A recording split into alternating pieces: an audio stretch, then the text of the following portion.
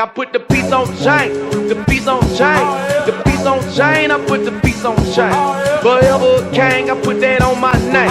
You buy that, then it ain't no thing. I put the piece on chain, the piece on chain, the piece on chain, nigga, the piece on chain. Forever king, I put that on my crown. If she bout that pole, she keep it going around. I put the piece on chain. In Birmingham, Alabama, I'm on the campus of UAB for this episode of Up Next, and this is a very special one because I'm sitting with a person that I have known for a very long time. It's family, someone that I care deeply for, that I love and have a lot of admiration for what she's obtained. So I'm sitting here with Miss Shanesia Abrams. Oh, thank you. How you doing today? I'm great. How are you? I'm doing good. So campus life, we're in your dorm. Yeah. UAB, University of Alabama, Birmingham, home of the Blazers. How's everything going? You getting adjusted? Sorta. It's been like about a month in the school. Yeah. And you called me several times. Yeah, I be like, I don't stressing like this. about college, trying to get adjusted and understanding kind of the flow of how everything gone. And yeah, it's been an adjustment, but I'm getting used to it. yeah, it takes some time. I can remember when they first dropped me off at school. It was a lot of anxiety, a lot of fear. You don't know what to expect, but then you come in and you meet good people. You start establishing those networks, and so it works out. Have you met any good people since you've been here? I think so. I met my awesome sweet mate, Aubrey. Yeah, shout out over there. Shout out Aubrey. Hey Aubrey. Yeah, Aubrey, real cool. And I met a few other people who come from different places in life, but we click. So yeah, bonds for a lifetime. So today we're just gonna kind of be talking about, your journey, kind of your story. You have an inspirational one, and it's, we use this platform to give people an opportunity to see people that are like in their same peer group that are going through the same things that they're going through, and a lot of times it helps to see somebody in those same footsteps, hear their story, and then it kind of motivates you and encourages you in whatever you're going through. So we are really glad that you decided to join us. It was hard to get this coordinated and get this scheduled, but I'm glad that we had this opportunity to do this. So let's talk about it. So you're from Birmingham, yes. Born and raised, right? Yes. I know this, people, but I have to let y'all know this. Yeah. What high school did you go to? I went to Shays Valley International Baccalaureate School for my freshman year, and I transferred to Minor High School. Yeah, and I know Minor.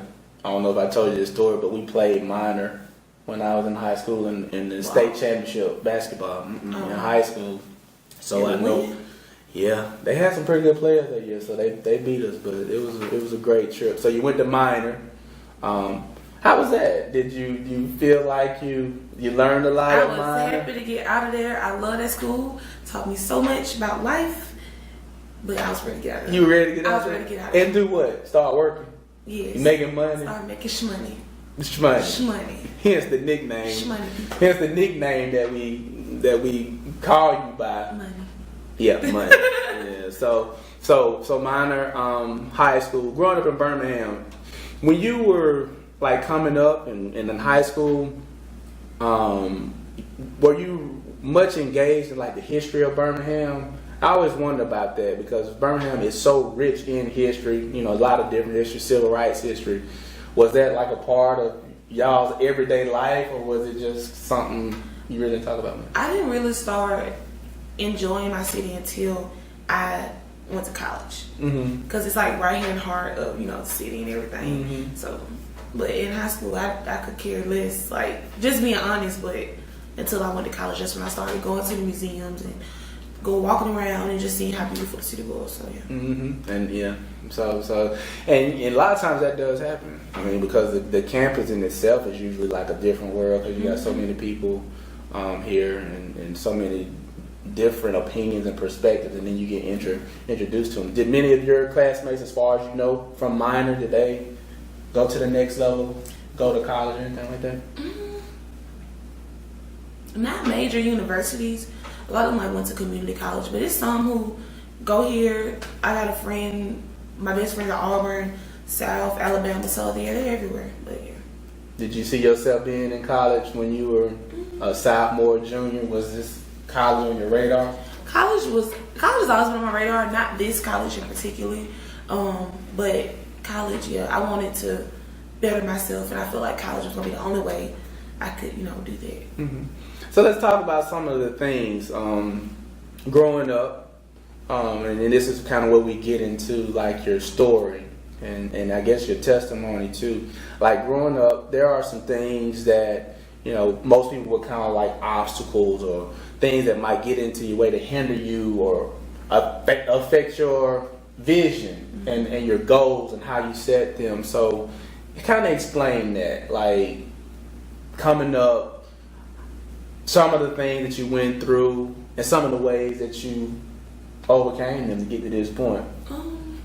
Well, growing up, my mom, like I always say, my rock is my best friend. Anything I need, she got my back. Love you, mama. She loves you. Love you, we love you. Yeah. But she's always been there for me.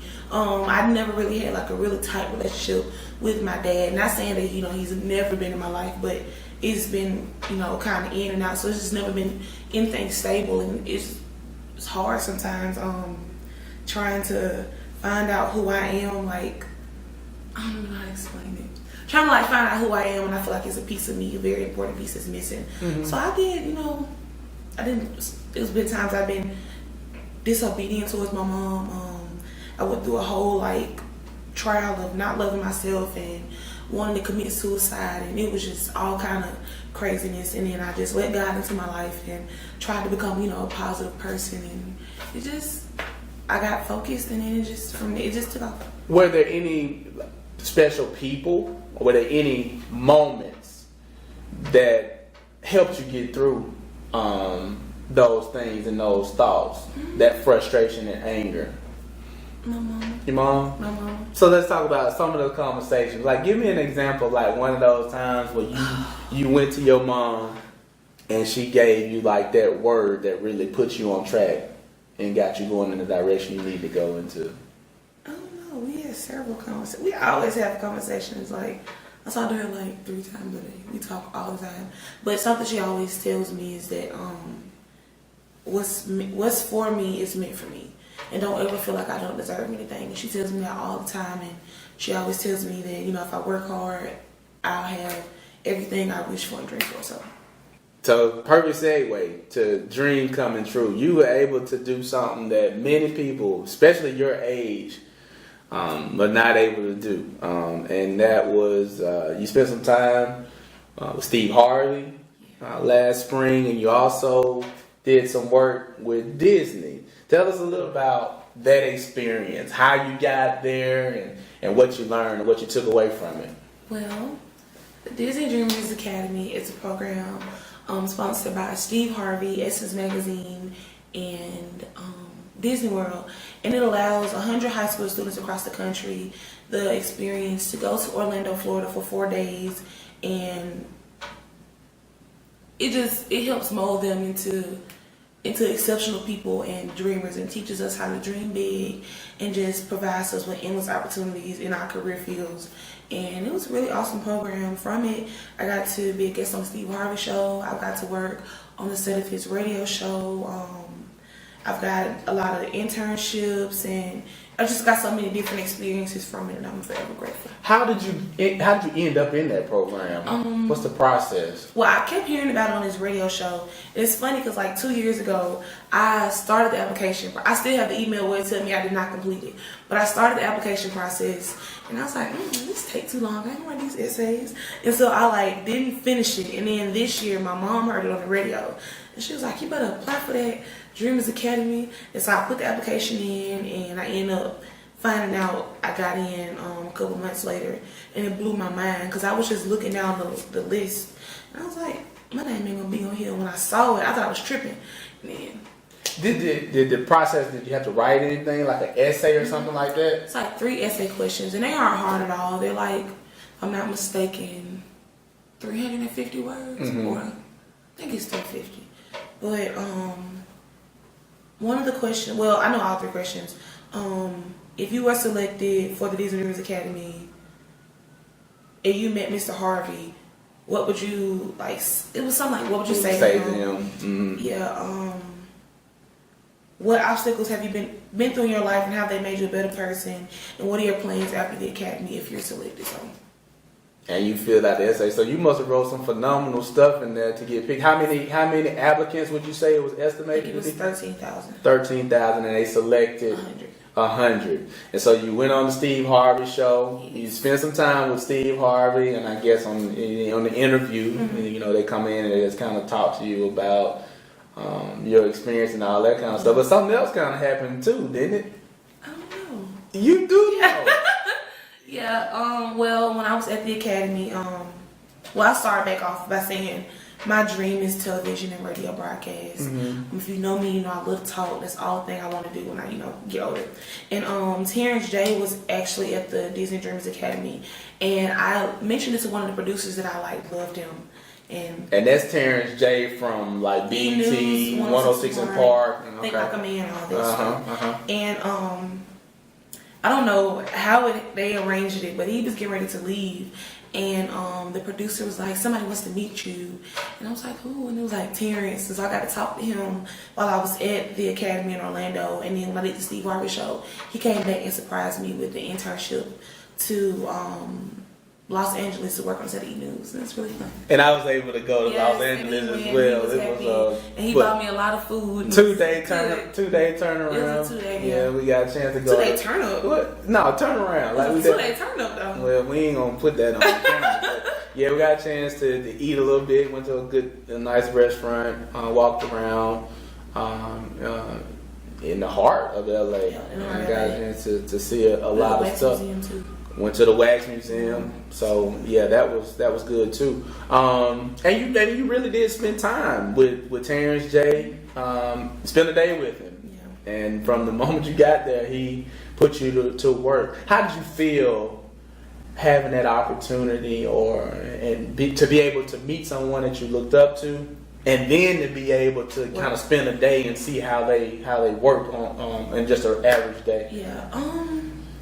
It was very emotional for me because it's just like sometimes I don't do it anymore as much, but I just like second guess myself or feel like I'm not supposed to be in a situation, and it's just like for me to go through everything that I went through before and then come out doing things that people can only dream of. It was very emotional, but I took a lot away from it. I took the importance of hard work, the importance of hustle, the importance of wearing flats because my feet was hurting. Yeah, when they with the heels on. Yeah. But I also got the vision of this is what I want to do, this is who I want to be, and so just me being able to put the work in, and it was real dope.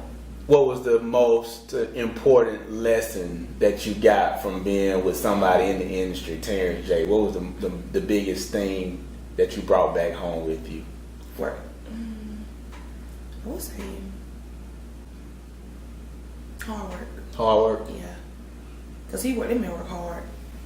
He work hard, but it's all worth it to me. Because to see the lifestyle he lives in, to see crazy teenagers like me who look up to him, it's worth it to me, and that's what I want. So you were changed by it? Yeah. You were changed when you I came back and got on my grind. Okay, so that's perfect. No. That's good. So what is your grind? You're in school now. This is your first semester. You're working through it. You're trying to figure out what you're gonna do, classes and all that type of stuff. But at this point, what do you see your purpose being, or what is your goal from this point going forward? What's my goal? I really want to be an entrepreneur. I want to be like a Renaissance woman. I'm doing everything, like television, acting, radio, having my own businesses, mentoring. I want to do all that stuff.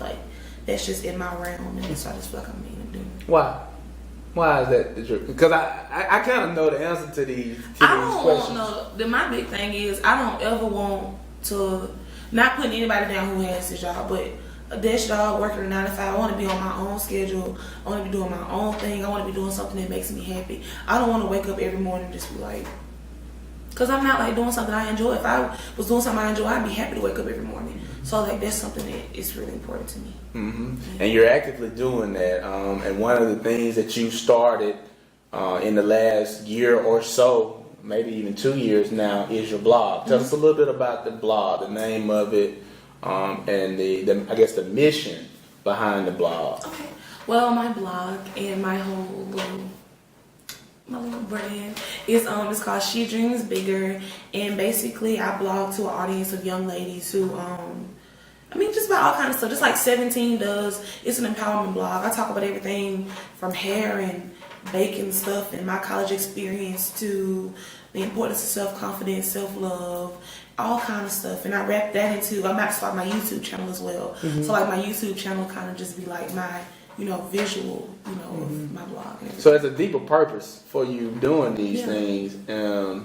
Talk a little bit about like what the reason for using that blog, even the title. Like how did you come up with that title? Well, I thought about it like this. A lot of times young ladies are, I don't want to say deprived, but I will use the term deprived of the right to dream and the right to dream big and go after goals. I don't want to limit myself. I don't want to be put in a box. I want to be able to dream and go after my dreams without anybody telling me I can't do it and without anybody trying to stop me. So that's what She Dreams Bigger is. You too can dream bigger.